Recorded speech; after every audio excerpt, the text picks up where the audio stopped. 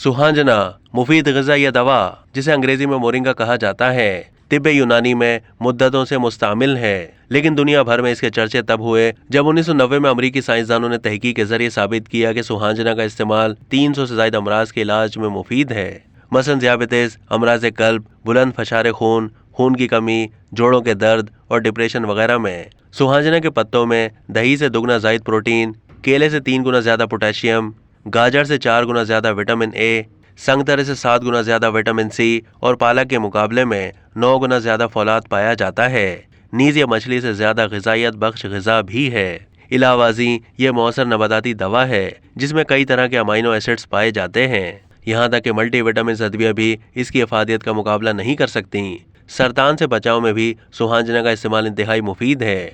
तो दूध पिलाने वाली माओं के लिए ये एक बेहतरीन टॉनिक है। नीज दायमी नज़ला ज़ुकाम में मुब्तला अफराद और कमज़ोर आसाब वालों के लिए भी फ़ायदेमंद है। इसका इस्तेमाल आँखों, जिल्द, दिल और मैदे के अमराज से तहफ़्फ़ुज़ फराहम करता है, हड्डियों को मजबूत बनाता है और खून की सुर्ख खलियात की अफजाइश में मदद फराहम करता है। बतौर दवा सुहांजना के खुश्क पत्तों का सफ़ूफ खाली कैप्सूल में भरकर इस्तेमाल किया जाता है और इसके दिन में 20 ग्राम से 80 ग्राम तक खुराक इस्तेमाल की जा सकती है। इसके कोई मुज़िर असरात नहीं होते। तहाँ बाज़ अफराद में सुहांजना के इस्तेमाल से ज़ायद पेशाब आता है, जो परेशानी की बात नहीं कि इससे जिस्म के फासिद मादे खारिज हो जाते हैं और चंद रोज़ बाद ये कैफियत खुद ब खुद दूर हो जाती है। याद रहे, सुहांजना के पत्तों का सफ़ूफ सालन और आटे में गूंद कर भी इस्तेमाल किया जा सकता है, जो हर उम्र के अफराद के लिए मुफीद है।